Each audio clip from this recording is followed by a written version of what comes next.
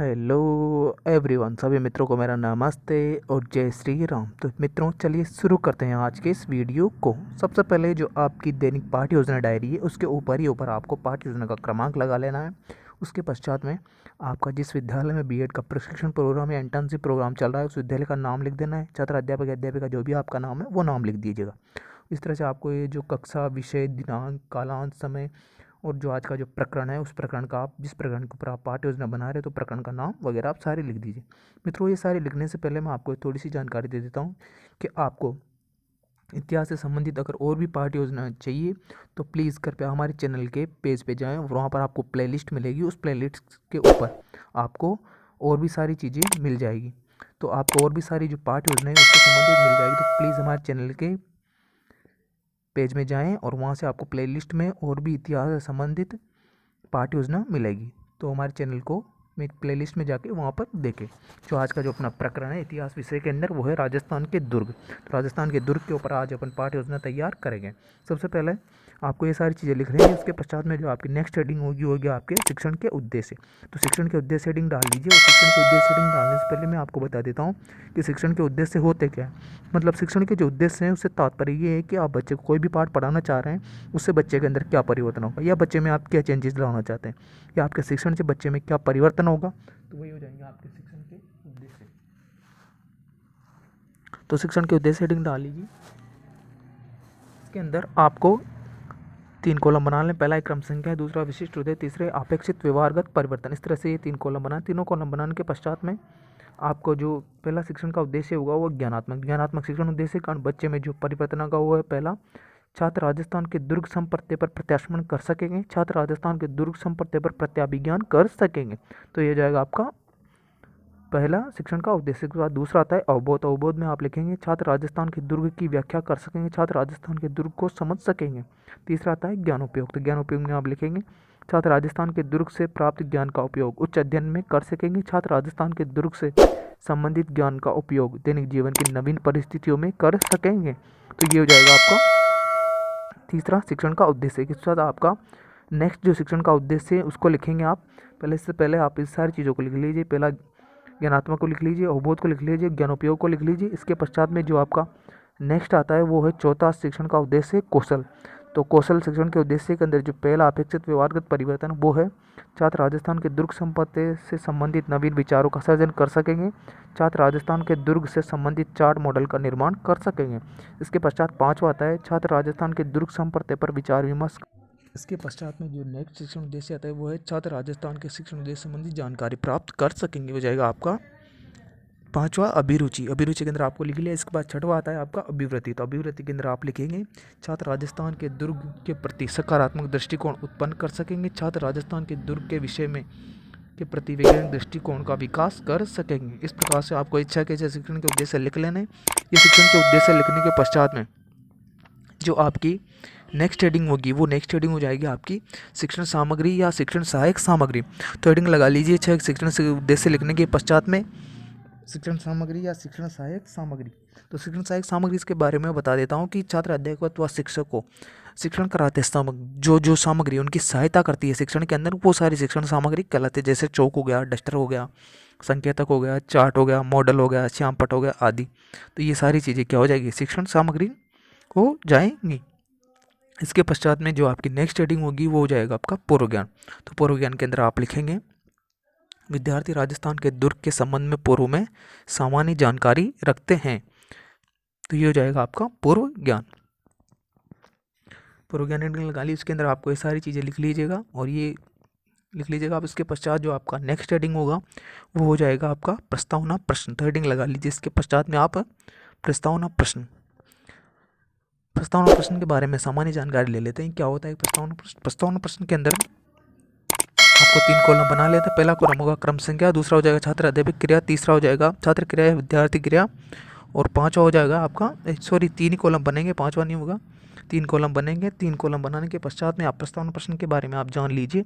जो प्रस्तावना प्रश्न होता है वो किसी भी पाठ्य योजना का सबसे महत्वपूर्ण भाग होता है, क्योंकि जितना अच्छा आपका प्रस्तावना प्रश्न होगा आपकी पाठ्य योजना उतनी अच्छी बन के निकल गए। कहने का मतलब है प्रस्तावना प्रश्न पाठ्य योजना का कहने का मतलब एक हार्ट होता है या मस्तिष्क या शरीर उसका जो मेन भाग होता है, उसी प्रकार से ये प्रस्तावना प्रश्न होता है। तो इसके अंदर जो प्रस्तावना प्रश्न के अंदर छात्र अध्यापिका द्वारा कम से कम 4 प्रश्न किए जाते हैं और या अधिक से अधिक 6 या 7 प्रश्न इसमें छात्र अध्यापिका कर सकती है, अध्यापक कर सकता है। इसके अंदर आपको जो 3 कॉलम बनाए हैं, उन कॉलम में जो आपका छात्र अध्यापिका में आप पहला प्रश्न छात्र अध्यापिका से पूछा जाएगा, राजस्थान में प्रसिद्ध ब्रह्मा जी का मंदिर कहाँ है? तो बच्चे उत्तर देंगे पुष्कर में। पुष्कर कौन से जिले में स्थित है? बच्चे उत्तर देंगे अजमेर में। अजमेर कौन से राज्य का भूभाग है? तो बच्चे उत्तर देंगे राजस्थान का भूभाग है। चौथा प्रश्न छात्र अध्यापिका ने पूछा, राजस्थान में कौन कौन से दुर्ग है? तो बच्चे उत्तर देंगे जैसलमेर है, रणथंभौर है, चित्तौड़गढ़ है। तो ये सारे दुर्ग हो जाएंगे उसके अंदर। तो पांचवा प्रश्न छात्र अध्यापिका ने पूछा, जैसलमेर, चित्तौड़गढ़ या रणथंभौर दुर्ग, या कहने का मतलब है राजस्थान के दुर्गों के बारे में आप क्या जानते हैं? तो बच्चे इस प्रश्न का क्या नहीं दे पाएंगे, उत्तर नहीं दे पाएंगे। तो ये प्रकार से समस्यात्मक प्रश्न बन जाएगा बच्चों के लिए। तो जब ये प्रश्न समस्यात्मक बन जाएगा तो छात्र अध्यापिका इस चीज़ के बारे में संपूर्ण रूप से जानकारी दी जाएगी। तो उद्देश्य कथन हेडिंग लगाइए और उसमें लिखिए आप, बच्चों आज हम रणथंभौर, चित्तौड़गढ़, जैसलमेर दुर्ग के बारे में विस्तार पूर्वक अध्ययन, कहने का मतलब है राजस्थान के जो प्रसिद्ध दुर्ग है उनके बारे में विस्तार पूर्वक अध्ययन करेंगे। तो इसके पश्चात आप हेडिंग डाल लीजिए प्रस्तुतिकरण। तो प्रस्तुतिकरण हेडिंग डालने के पश्चात में जो आपको इसके अंदर 5 कॉलम बना लेना है। पहला कॉलम बनेगा शिक्षण बिंदु, दूसरा कॉलम हो जाएगा छात्र अध्यापक क्रिया, तीसरा हो जाएगा विद्यार्थी क्रिया और चौथा हो जाएगा आपकी विधि और पांचवा हो जाएगा यहाँ पे श्यामपट्ट कार्य। इसके अंदर जो शिक्षण बिंदु वाला कॉलम है उसके अंदर आपको शिक्षण बिंदु लिखना है। पहला चित्तौड़गढ़ दुर्ग, चित्तौड़गढ़ दुर्ग शिक्षण बिंदु डालिए, जिसके अंदर छात्र अध्यापक क्रिया में आप लिखिए, यह दुर्ग राजस्थान के चित्तौड़गढ़ जिले में स्थित है। इसका निर्माण चित्रांगन मौर्य ने करवाया था। ये सर्वाधिक प्राचीन गिरि दुर्ग है। यह राजस्थान के गौरव, या इसे समस्त दुर्गों का सिरमौर भी कहा जाता है। इस दुर्ग का आधुनिक निर्माता महाराणा कुंभा है। तो ये जाएगा चित्तौड़गढ़ के बारे में सामान्य प्रस्तुतिकरण। इसके पश्चात विद्यार्थी क्रिया में आप लिखेंगे, विद्यार्थी ध्यानपूर्वक सुनेंगे और महत्वपूर्ण बातों को अपनी पुस्तिका में नोट करेंगे। और विधि कौन सी चल रही है आपकी, व्याख्या विधि। और जो श्यामपट्ट कार्य, उस श्यामपट्ट कार्य का जो मेन चीज़ें आपको उसके अंदर नोट कर लें। इसके पश्चात आप हेडिंग लगा लेंगे बहुत प्रश्न। बहुत प्रश्न के बारे में थोड़ी सामान्य जानकारी ले लेते हैं कि बहुत प्रश्न किसके द्वारा पूछे जाते हैं और क्यों पूछे जाते हैं। जो बहुत प्रश्न होते हैं वो छात्र अध्यापिका द्वारा पूछे जाते हैं और इसलिए पूछे जाते हैं ताकि बच्चे का ध्यान पाठ से इधर उधर भंग नहीं हो, कहने का मतलब उसका ध्यान पाठ के अंदर केंद्रित रहे। इस वजह से उसका ये छात्र अध्यापक द्वारा या अध्यापक द्वारा बहुत प्रश्न किए जाते हैं।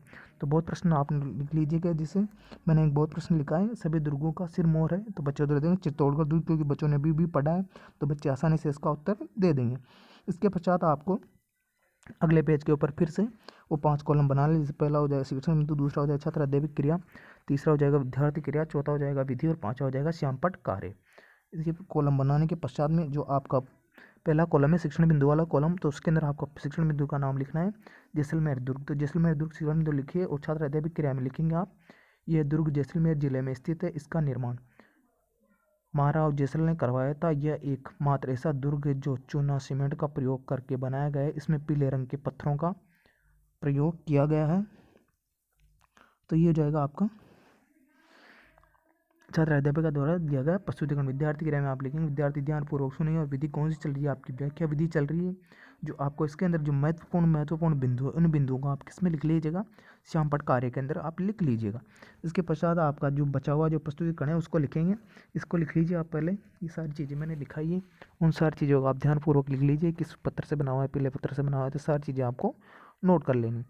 इसके पश्चात थोड़ा और बचा है तो उसको आगे लिखेंगे आप। इस दुर्ग को सोनार दुर्ग के नाम से भी जाना जाता है। तो ये हो जाएगा आपका प्रस्तुतिकरण। और मैंने सारी चीज़ें बताई दी कि आपको विद्यार्थी क्रिया में क्या लिखना है, विधि में क्या लिखना है, श्यामपट्ट कार्य के अंदर आपको क्या लिखना है। इसके पश्चात में आप हेडिंग डालेंगे बहुत प्रश्न। तो बहुत प्रश्न लिखेंगे आप, मैंने पहले बता दिया कि बहुत प्रश्न किसके द्वारा पूछे जाते हैं और क्यों पूछे जाते हैं, आपको पता चल ही गया होगा। तो बहुत प्रश्न छात्र अध्यापक ने पहला पूछा जैसलमेर दुर्ग का अन्य नाम क्या है, तो बच्चे उत्तर देंगे सोनार दुर्ग। द्वितीय प्रश्न छात्र अध्यापक ने पूछा जैसलमेर दुर्ग का निर्माण किसने करवाया, तो बच्चे उत्तर देंगे महाराव जैसल ने करवाया था। तो ये हो जाएंगे बहुत प्रश्न। तो बहुत प्रश्न को आप लिख लीजिए। इसके पश्चात आपको फिर से अगले पेज पर 3 कॉलम बना लें, 5 कॉलम बना लें। पहला कॉलम होगा शिक्षण बिंदु, दूसरा हो जाएगा छात्र अध्यापक क्रिया, तीसरा हो जाएगा विद्यार्थी क्रिया, चौथा हो जाएगा विधि और पांचवा हो जाएगा श्यामपट्ट कार्य। तो इस तरह से आपको 5 कॉलम बनाना है। 5 कॉलम बनाने के पश्चात में जो आपका शिक्षण बिंदु वाला कॉलम है, तो शिक्षण बिंदु लिखिएगा आप रणथंभौर दुर्ग शिक्षण बिंदु डालिए। जो शिक्षण बिंदु का छात्र अध्यापक द्वारा प्रस्तुतिकरण दिया जाएगा तो वो प्रस्तुतिकरण लिखिए।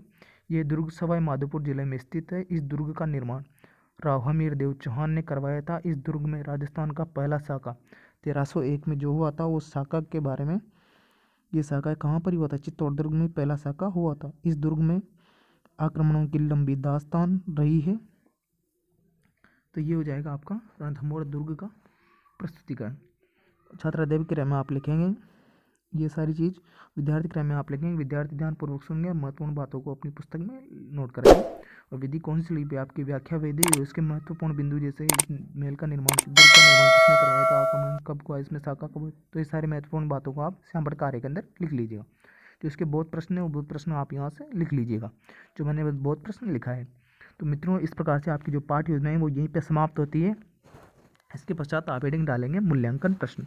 तो मूल्यांकन प्रश्न हेडिंग डाल लीजिए। मूल्यांकन प्रश्न किस बारे में सामान्य जानकारी ले लेते हैं कि मूल्यांकन प्रश्न क्यों क्यों पूछे जाते हैं और ये मूल्यांकन प्रश्न किसके द्वारा पूछे जाते हैं।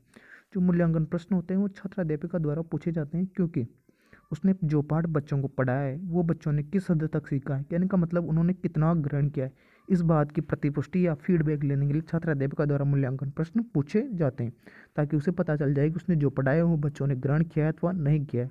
इस बारे में जांचने के लिए मूल्यांकन प्रश्न किए जाते हैं। और मूल्यांकन प्रश्न छात्राध्यापक द्वारा किसी भी प्रकार के किए जा सकते हैं, जैसे अबसद, जिनको बहुकल्पी प्रश्न भी कहते हैं, लघुत्तरात्मक, अति लघुत्तरात्मक, निबंधात्मक, सत्य असत्य वाले, रिक्त स्थान वाले, मिलान चिन्ह वाले। तो किसी भी प्रकार के प्रश्न छात्र अध्यापक द्वारा पूछे जा सकते हैं। जैसे मैंने प्रश्न बनाए, जैसलमेर दुर्ग किस जिले में है, तो बच्चे उत्तर दे देंगे जिसमें से अबसद जो भी इसमें से सही है तो बच्चे उसके बारे में उत्तर दे देंगे या लिख देंगे। इसके पश्चात मैंने बताया द्वितीय प्रश्न, सभी दुर्गों का खाली स्थान चित्तौड़गढ़ दुर्गों को कहा गया है, तो जो भी है उसको लिख देंगे। रणथंभौर दुर्ग का निर्माण किसने करवाया, पहले पत्थरों से किस दुर्ग का निर्माण किया गया था। तो इस प्रकार से आपको ये प्रश्न लिख लेने। ये प्रश्न लिखने के पश्चात में जो आपकी नेक्स्ट हेडिंग होगी इसके पश्चात में हो जाएगा आपका गृह कार्य। तो हेडिंग लगा लीजिए गृह कार्य। और गृह कार्य के बारे में अपन सामान्य जानकारी ले लेते हैं। गृह कार्य बच्चों को आपको इस प्रकार से देना है, कहने का मतलब आपने बच्चों को जिस घटनाएं के स्तर के आधार पर पढ़ाया है उस घटनाएं के स्तर के आधार पर आपको बच्चों को गृह कार्य दे देना है, ताकि वो अपने खाली समय का सदुपयोग घर पे जाके आसानी से कर सके। जैसे मैंने दिया है राजस्थान के प्रसिद्ध दुर्ग जैसलमेर चित्तौड़गढ़ के बारे में विस्तार पूर्वक बताइए। तो ये हो जाएगा आपका गृह कार्य। मित्रों आशा करता हूँ कि आपको वीडियो अच्छा लगा होगा, तो प्लीज़ वीडियो को लाइक करें, शेयर करें और चैनल को सब्सक्राइब करना ना भूलें, क्योंकि मित्रों सब्सक्रिप्शन का कोई भी चार्जेस नहीं है मित्रों, ये फ्री ऑफ कॉस्ट है। और घंटे वाले आइकन को दबाना ना भूलें, ताकि कोई भी नोटिफिकेशन या सूचना डले तो आपको सबसे पहले सूचना मिले। Thanks for watching.